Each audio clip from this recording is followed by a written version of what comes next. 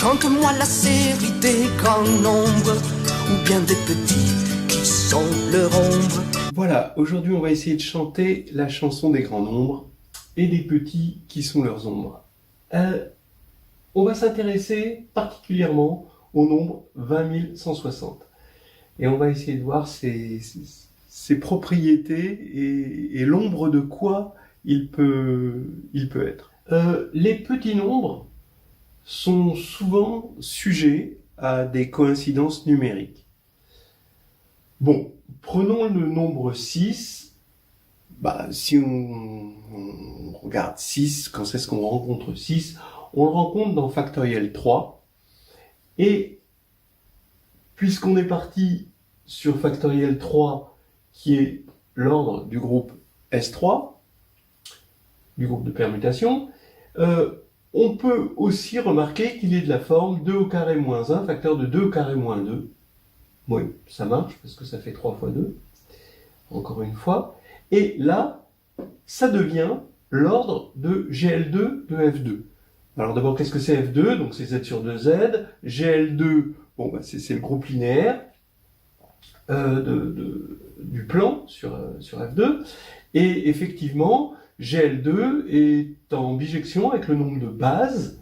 Et le nombre de bases, faut prendre dans le plan, donc il y a 4 éléments, vous avez 4 éléments, moins 1, parce qu'il ne faut pas prendre le vecteur nul. Et puis ensuite, on complète par un vecteur qui n'est pas sur la droite, mais la droite est de cardinal 2, puisque on est sur F2. Et donc, voilà, le nombre de bases, ça y est, on a achevé, on a notre nombre de bases. Bon, de toute façon, c'est une formule connue du nombre de bases, et donc du cardinal de GL2 de F2. Bon, en fait, ces petits nombres vont être l'ombre d'un isomorphisme. Et en fait, on se rend compte, par exemple, que GL2 de F2 va agir sur 3 droites, puisqu'il va y avoir 3 droites dans le plan à 2 éléments, d'accord ? Il va y avoir 3 droites dans le plan sur F2, que je dessine ici, c'est le plan, et des droites vectorielles, et on a 3, les voici. Et donc, après, il faut montrer qu'on a un isomorphisme. Mais déjà, avec une action de groupe, on a déjà un morphisme vers S3, puisqu'il y a 3 droites. Voilà donc une toute petite histoire, mais c'est juste parce que ça va être le modèle du reste. Ensuite, quand les nombres deviennent très grands, comme 20 160, s'il y a une coïncidence numérique, donc une chose un peu comme ça, on peut se dire que c'est presque sûr, la probabilité pour que ce soit juste une coïncidence est quand même assez rare. C'est Mackay qui avait remarqué que le nombre 196 884 était un nombre extraordinaire de coïncidence, parce que à la fois il apparaît comme premier terme significatif du développement d'une certaine fonction j d'une variable tau en q égale exponentielle de i pi tau, où j c'est ce qu'on appelle l'invariant modulaire, c'est-à-dire l'invariant de l'action de PSL2 de z, c'est-à-dire le groupe modulaire, sur le demi-plan de Poincaré. Voilà, c'est une fonction invariante très célèbre. Et dans un certain développement de J de tau, en Q, développement asymptotique, on va tomber sur ce nombre-là. Et il se trouve qu'il y avait un groupe simple qui a été découvert au XXe siècle, qui s'appelle le monstre, dont la première représentation irréductible est de degré 196 883. Alors vous allez me dire qu'il y a 1 entre les deux, donc c'est pas tout à fait une coïncidence. Oui, mais il y a aussi une autre représentation, étant donné que le groupe est simple, elle est unique d'ailleurs. Ici, qui est de degré 1, c'est la représentation triviale. Donc ça nous fait une magnifique coïncidence numérique qui a été expliquée par la suite par Richard Borcherds avec ce qu'il a appelé le moonshine, c'est-à-dire cette espèce de confusion qu'il peut y avoir entre les choses. Et il a introduit les algèbres vortex pour faire le lien entre les deux. Ça lui a valu la médaille Fields en 92. Là, on ne parlera pas de ça. Mais en revanche, on va parler de 20160. Ça vous vaudra pas la médaille Fields, mais 20160, ça peut vous valoir la Gregg si vous le placez bien en développement. Alors, ici, quelles sont les coïncidences numériques? Eh ben, factoriel 8, c'est 40 320, c'est-à-dire que ça, 20160, c'est factoriel 8 sur 2. Eh ben oui, c'est un groupe, et un groupe simple. Un groupe simple, hein, je vous rappelle, c'est un groupe qui n'a pas de sous-groupe distingué, à part juste l'élément neutre et lui-même. Donc pas de sous-groupe distingué non trivial. Alors maintenant, regardez, on a, d'accord, quelque chose comme ça. Maintenant, on va avoir quelque chose comme ça aussi, parce que 20160, vérifiez-le, ça fait 2 puissance 4 moins 1, facteur de 2 puissance 4 moins 2, facteur de 2 puissance 4 moins 2 au carré, facteur de 2 puissance 4 moins 2 au cube. C'est-à-dire, c'est le cardinal de GL4 de F2. Puisque si on prend l'espace sur F2 de dimension 4, bah, le nombre de bases, ce sera bien, bah, il faut commencer par trouver un élément non nul, par choisir, pardon, un élément non nul, ensuite prendre un élément qui n'est pas sur la droite engendré par le premier, puis un élément qui n'est pas sur le plan engendré par les deux premiers, etc., etc. Et on a compté le nombre de bases. Une fois qu'on en aura 4, on aura le nombre de bases. Et ici, c'est aussi le cardinal de GL4 de F2. Donc, est-ce que ça veut dire que GL4 de F2 est isomorphe à A8?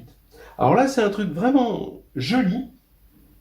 La réponse est oui. C'est-à-dire que cette égalité n'est pas une réelle coïncidence, comme on pourrait s'en douter, puisque quand même, il faut le faire pour que deux cardinaux de groupe simple soient égaux juste à ça. Bon, c'est qu'il y a un isomorphisme derrière, et que cette égalité, cette coïncidence numérique, provient d'un isomorphisme qui, lui, a sa raison d'être dans la géométrie. Donc, ici, je dis que c'est vrai, on a un isomorphisme entre les groupes GL4 de F2 et A8. La preuve, vous pouvez le trouver dans le chapitre 12 de NH2G2, tome 2. Ça part d'une quadrique sur F2, somme de xi, xj pour i et j compris entre 1 et 8, sur lequel le groupe A8 ou S8 même, mais donc A8 en particulier, va agir. Et on peut regarder ensuite cette quadrique dans un sous-espace quotienté de F2 puissance 8, d'accord? Donc là, on était dans F2 puissance 8, et un espace de dimension 6. C'est quelque chose d'assez simple de réduire cette quadrique dans un espace de dimension 6, et de voir que A8, dans son action là-dessus, préserve cette forme quadratique, préserve cette quadrique, et donc devient un élément de SO6. Et ensuite, c'est un truc classique qui utilise le pfaffien, qui fait que SO6 est en général isomorphe à un groupe linéaire en dimension 4.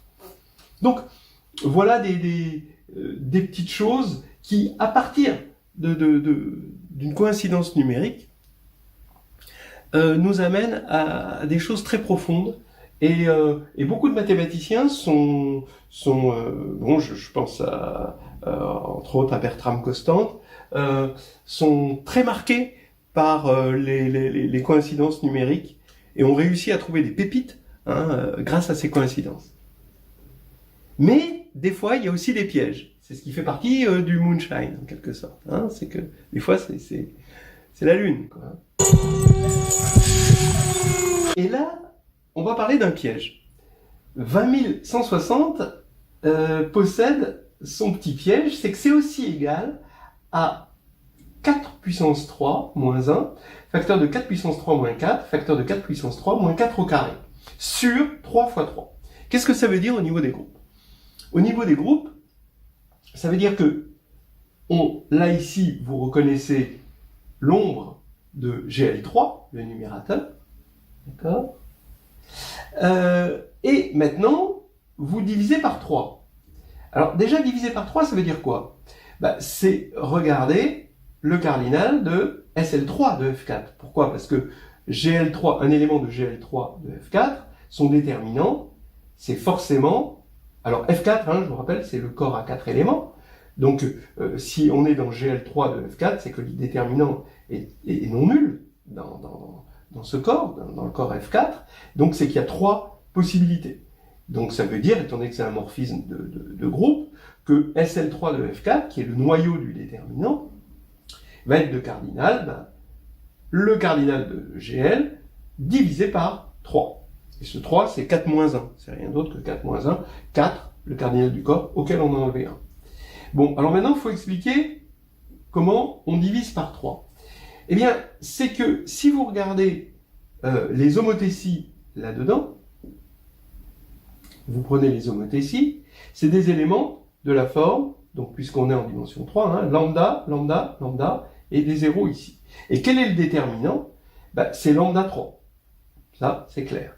Mais étant donné que vous êtes dans F4 étoile de cardinal 3, d'après Lagrange, vous devez avoir lambda 3 égale 1, puisque c'est un groupe multiplicatif, F4 étoile, à 3 éléments.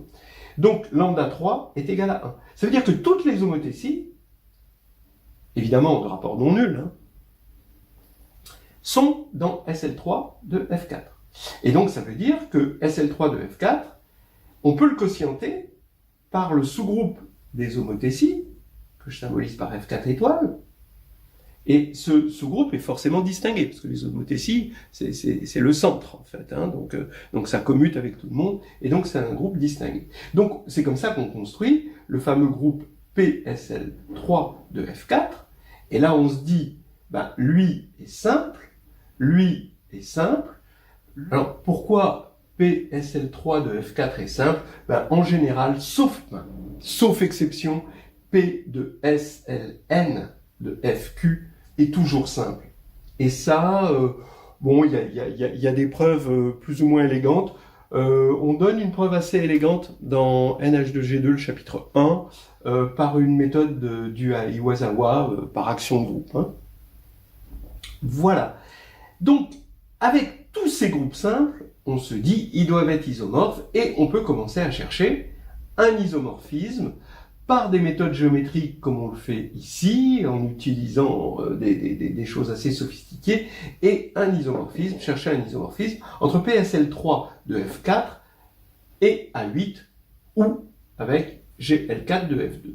Mais il se trouve qu'on n'aura pas d'isomorphisme.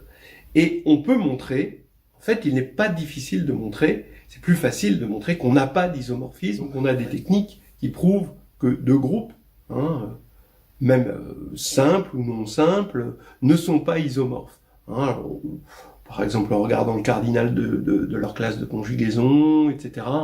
Donc c'est ça qu'on va faire, et ça fait un joli développement de 15 minutes pour ceux qui veulent passer un oral d'agrég brillant. Donc en conclusion, on a une coïncidence numérique. C'est 20160 est extraordinaire parce que il est le cardinal de 3 groupes simples a priori différents. En fait, les deux premiers sont isomorphes. Donc là, il a joué son rôle, la coïncidence numérique a joué son rôle de révélateur. Mais ici, ce groupe n'est pas isomorphe aux deux autres. D'accord ? Et c'est ça qu'on va prouver facilement, en tout cas dans un développement de 15 minutes, sur ce qu'on va appeler un non-isomorphisme exceptionnel. Ça alors, j'ai jamais vu ça. Et nous souhaitons à tout le monde avec nos vœux sincères Un joyeux anniversaire, un joyeux anniversaire, un joyeux anniversaire, mon cher. Donc, on est parti pour montrer que 20 160 est vraiment un nombre exceptionnel, parce que non seulement c'est le cardinal de deux groupes, ou l'ordre, si on préfère, de deux groupes simples, mais en plus, ces deux groupes simples ne sont pas isomorphes. Voilà. Donc, c'est ce qu'on va appeler un non-isomorphisme exceptionnel, et montrons-le. Comment on va montrer qu'ils ne sont pas isomorphes? C'est assez classique, on va regarder les éléments d'ordre 2. On va compter les éléments d'ordre 2. Si, ici, on n'a pas le même nombre d'éléments d'ordre 2 ici et ici, forcément, comme un élément d'ordre 2 par un isomorphisme s'envoie sur un élément d'ordre 2, c'est qu'il n'y aura pas d'isomorphisme, s'il n'y en a pas le même nombre. Mieux que ça, on va regarder les classes de conjugaison. Combien y a-t-il de classes de conjugaison d'éléments d'ordre 2 quand deux éléments sont dans la même classe de conjugaison, ils ont le même ordre. Donc on peut parler de classes de conjugaison d'éléments d'ordre 2. En fait, on va voir qu'il y en a au moins deux. En fait, il y en a deux dans GL4 de F2. On peut se convaincre qu'il y en a au moins deux. Et ici, il y a une seule classe de conjugaison dans PSL3 de F4. Voilà. Alors, la preuve, juste, ça demande quand même d'avoir un petit peu de familiarité avec les blocs de Jordan. Voilà, c'est juste ça. Si vous connaissez les blocs de Jordan, alors c'est bon. Allons-y. Alors, on est dans GL4 de F2. Et on regarde un élément d'ordre 2. Ça veut dire qu'il est annulé par le polynôme x2 moins 1.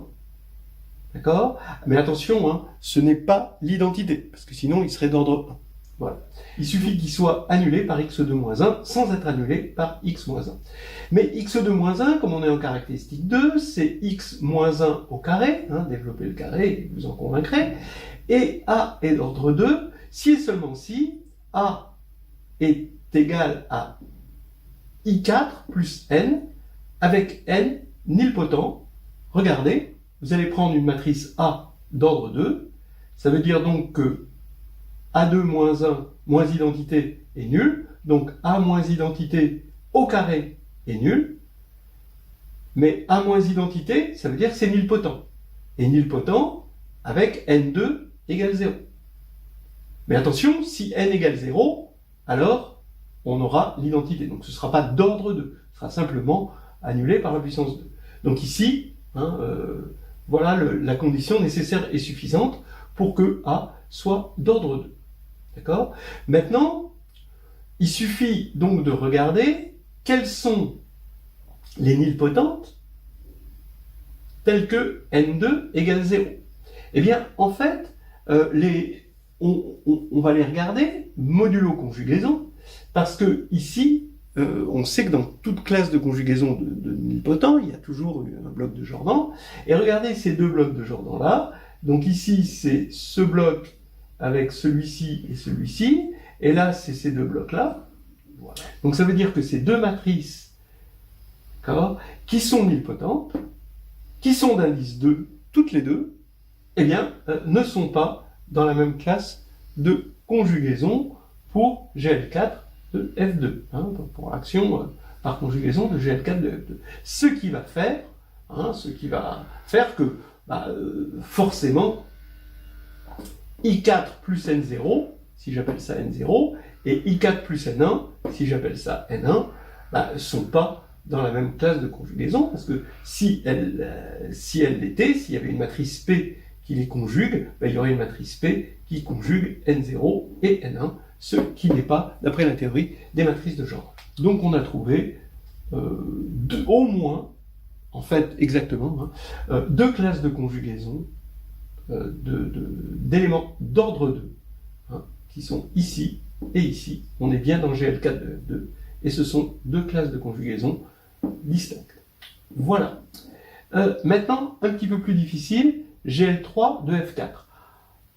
Alors en fait, à la fin, on va regarder les classes de conjugaison de PSL3 de F4, mais on va le faire en 3 temps. d'abord GL3 de F4, ensuite SL3 de F4, et ensuite PSL3 de F4, c'est-à-dire SL3 de F4 quotienté par les homothéties. Alors allons-y. D'abord GL3 de F4. Ben, on a X2, donc pareil, hein, on prend un élément d'ordre 2, c'est un élément, une matrice A, qui est annulée par X2-1. Comme F4 est un corps de caractéristique 2, ben, ça veut dire que c'est annulé par X-1 au carré. Donc on va prendre A égale I4 plus N, comme tout à l'heure, d'accord? Ça veut dire que ici, N, là, est nilpotente. D'accord? Donc voilà sa décomposition. Je ne l'ai pas dit tout à l'heure, mais en fait, j'en profite pour le dire maintenant. C'est sa décomposition de Dunford. Là, on a tout de suite sa décomposition de Dunford. Et ce qu'on veut, c'est que N soit d'indice 2. Hein. Donc que N2 soit égal à 0, sans que N soit égal à 0, sinon A ne serait pas d'ordre 2, mais simplement d'ordre 1. Alors, maintenant, on est en dimension 3. Donc on ne va pas avoir ce contre-exemple-là. On n'a qu'une seule matrice ici, N. Ben, ça va être ici cette matrice-là, en 3-3. D'accord? Qui va être d'indice 2. C'est-à-dire que quand on rajoute I4, ben, ça veut dire que A est forcément, d'après les réduites de Jordan, conjugué à ce bloc-là, 1, 0, 0, 1, 1, 0, 0, 0, 1. En fait, voilà un bloc de Jordan et voilà l'autre bloc de Jordan. C'est la seule réduite de Jordan possible pour cette situation-là. Donc, la seule classe de conjugaison. Donc là, il n'y a qu'une seule classe de conjugaison là-dedans. Mais en fait, on sait que une classe de conjugaison, quand on regarde dans un sous-groupe, ça peut exploser. Donc il faut faire attention. Et dans un quotient, il peut y avoir aussi des explosions. Donc il faut faire un petit peu attention. Et puis il peut y avoir des réunions, etc. Donc là, il faut faire attention. Donc maintenant, on va regarder dans SL3 de F4. Vous voyez que A, qui est dans GL3 de F4 et qui est d'ordre 2, est forcément conjugué à J, donc dans SL3 de F4.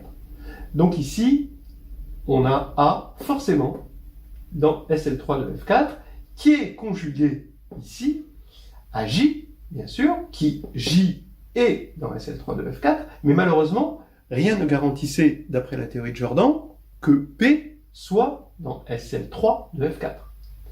Donc P, a priori, est dans GL3 de F4. Donc un déterminant pas forcément égal à 1. En tout cas non nul.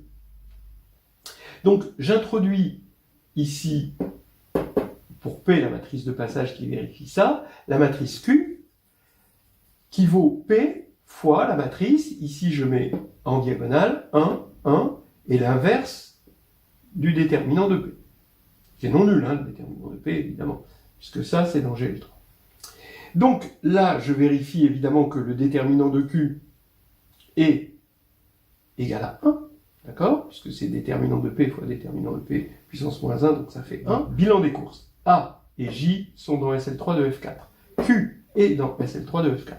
Bon, donc là tout va bien. Maintenant, c'est facile de voir que cette matrice, elle commute avec J. À cause de sa structure par bloc, hein, d'accord, qui respecte la structure par bloc. Donc ici, la structure par bloc ici va faire que ça va commuter, puisque chaque bloc commute.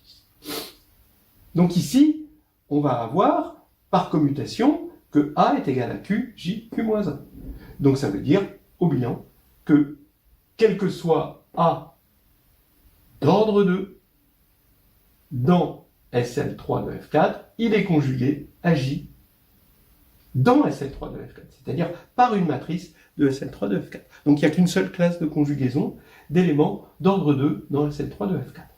Voilà. Maintenant, on va regarder les choses dans le quotient. Donc on va prendre B, une matrice dans SL3 de F4, et B bar donc dans le quotient, ou si vous préférez, on part de B bar et on relève par B. Et on suppose que B bar est d'ordre 2. Et on va montrer qu'il n'y a qu'une seule classe de conjugaison en montrant que B bar est conjugué à J bar. Donc B bar est d'ordre 2. Ça veut dire que B bar 2 est égal à I 3 bar, sans que B bar soit égal à I3, évidemment. Donc ça veut dire que B2 est égal à lambda I3. Je relève, hein. Ok? Ça veut dire que B2 est égal à I3 modulo homothétie, c'est ça ce que ça veut dire. Mais maintenant, je vais utiliser le Frobenius. C'est-à-dire que on a un morphisme de corps entre F4 et F4, puisque F4 est caractéristique 2, qui ont à X associe X2. Ce qu'on appelle le morphisme de Frobenius. Donc, il commute à l'addition, ce qui n'est pas évident. Ça vient du fait que c'est vraiment de caractéristique 2, et il commute à la multiplication. Ça, c'est ce qu'on sait depuis longtemps, que AB au carré, c'est A carré fois B au carré dès qu'on est en commutatif.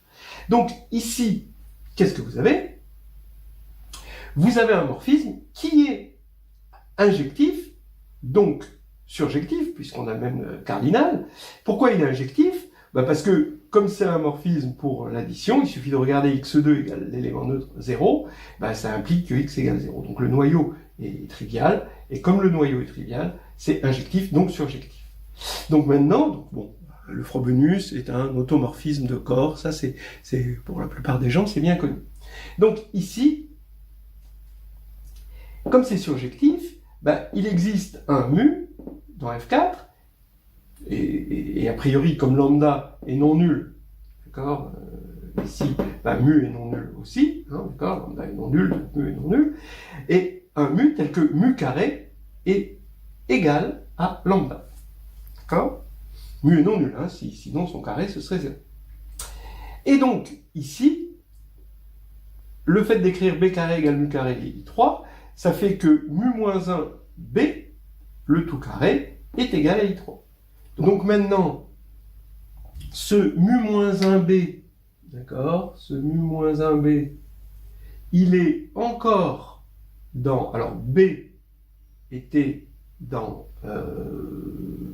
SL3 de F4, évidemment, on l'a relevé dans SL3 de F4, mu 3 est égal à 1, forcément, d'accord, ça c'est d'après Lagrange, donc mu moins 1b est encore une fois dans SL3 de F4, et au carré, ça fait I3. D'accord? Est-ce que mu moins 1b est d'ordre 2? Il suffit de voir que mu moins 1b, ce n'est pas I3, mais si mu moins 1b était I3, ça voudrait dire que B bar serait égal à I3 bar. Or, B bar est d'ordre 2, et non, là, ce serait d'ordre 1. Donc, bref, mu moins 1b, finalement, est bien d'ordre 2 dans SL3, ce qui veut dire que c'est SL3 conjugué à J, donc mu moins 1b et SL3 conjugué à J, et donc en mettant un bar là-dessus, ça veut dire que B bar est conjugué à J bar. Ce qui veut dire qu'il n'y a qu'une seule classe de conjugaison dans PSL3 de F4 pour des éléments d'ordre 2. Et ça interdit tout isomorphisme entre ces deux groupes. Voilà. Joyeux non-anniversaire à moi. À qui? À moi. À vous? Un joyeux non-anniversaire à vous. À moi? Mais oui.